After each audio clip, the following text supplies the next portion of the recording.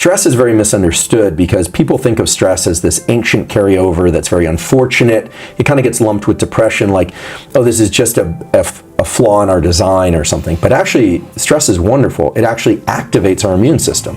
So anytime you liberate adrenaline into your bloodstream, you also protect yourself against infection of bacteria and viruses. Because if you think about it, if we had to gather food and we didn't have it, and we had to then pack up and migrate long distances, you can't afford to get sick. And this is why people who work, and then rest, they usually get sick when they finally stop and rest. Really? Yeah, it's like the post-finals phenomenon in university, or after the season for a game, or the caretakers thing where you're taking care of somebody who's ill and you're just work, or taking care of young children, and then you finally stop to rest, you go on vacation and you get slammed with an illness. Why is that? Because you're being in your comfort zone now? Or because stress turned off. And adrenaline, so that the stress response recruits the immune organs of the body to release killer T cells. In fact, Wim Hof breathing, I know you're familiar with Wim, of doing 20 or 30 deep inhales and exhales, and also combined with some breath hold type work, exhale, hold, inhale, hold, is known to stimulate adrenaline release.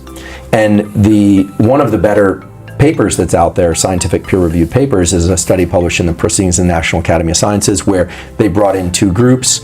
One group did Wim Hof breathing. The other group did just mindful meditation. Both groups were injected with E. coli. Right? It's crazy. Right? It's crazy. Right? It's crazy. The meditators got fever, diarrhea, and vomiting, and the people who did Wim Hof either didn't get it or got it to a much lesser extent. Felt sluggish, but That's not. Right. They didn't. Right. Isn't that this crazy? is not an experiment to do at home. Isn't this crazy? But it makes perfect sense because that breathing simulates a stress response. It stimulates cortisol and adrenaline, which protects the body. Right, which signals to the thymus, the spleen, and the other, the nodes of the immune system to liberate killer cells. And so when that bacteria comes in, the system is ready for it. Your body is defending against viruses and disease, essentially.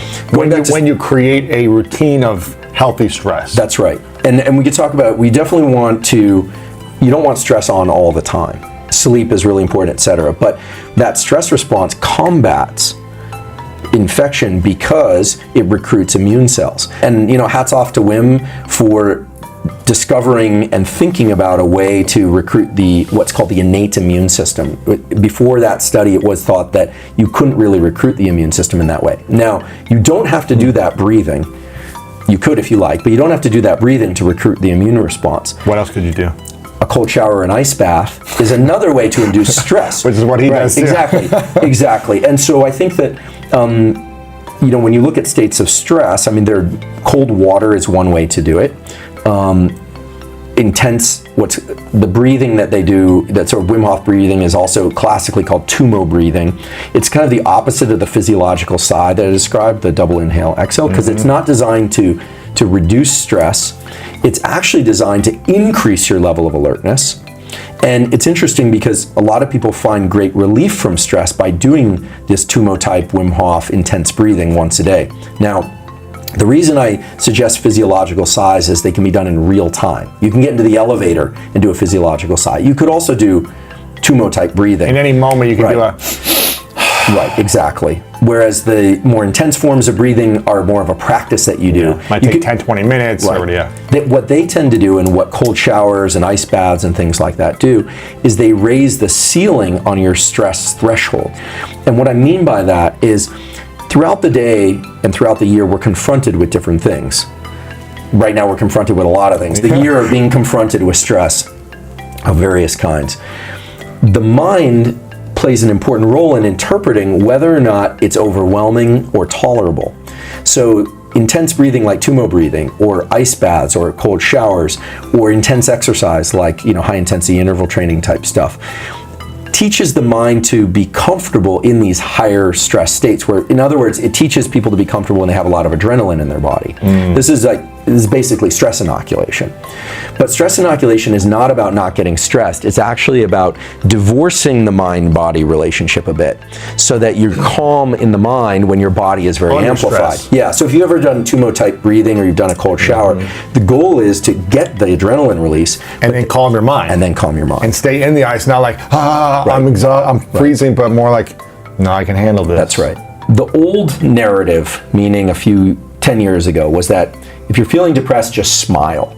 Well, if that worked, right. we would have a lot less depression than we see out there. Right. Now, that does not mean... But most people actually who are depressed just aren't smiling as well. Right. Like, when you change your physiology, doesn't it also start to change the way you think about yourself a little bit?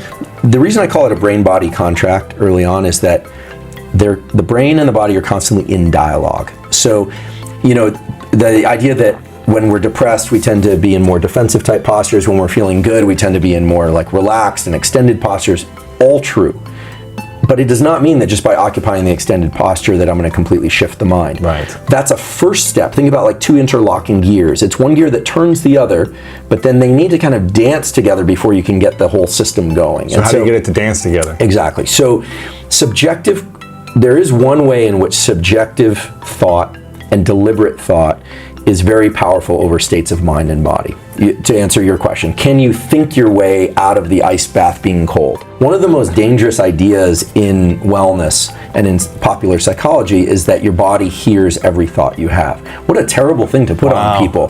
What a challenging thing. I don't think people should try and suppress their negative thoughts. I think there is great value, however, to introducing positive thought schemes.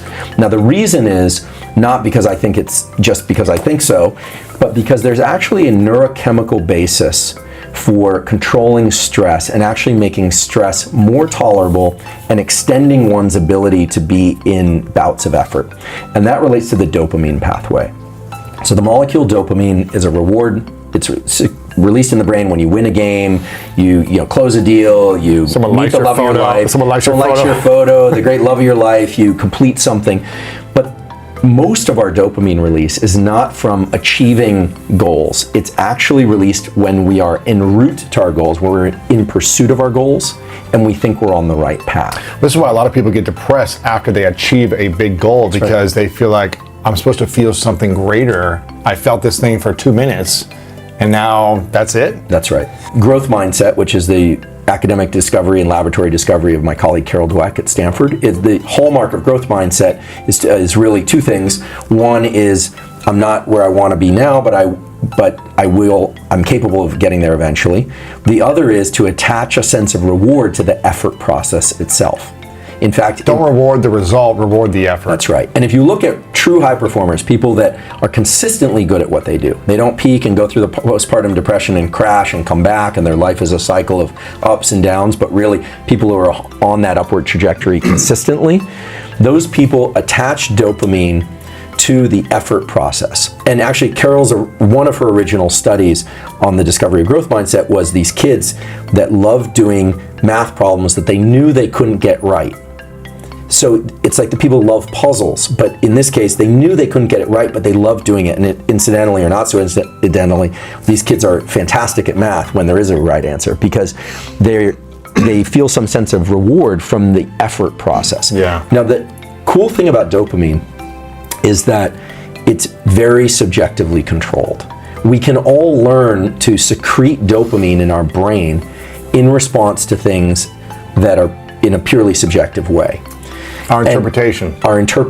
But it has to be attached to reality. So, one should never confuse what is real. Right. So if you're thinking about the effort you're expending. So let's say somebody right now is financially back on their heels and they're setting up a new business, for instance, and it's hard.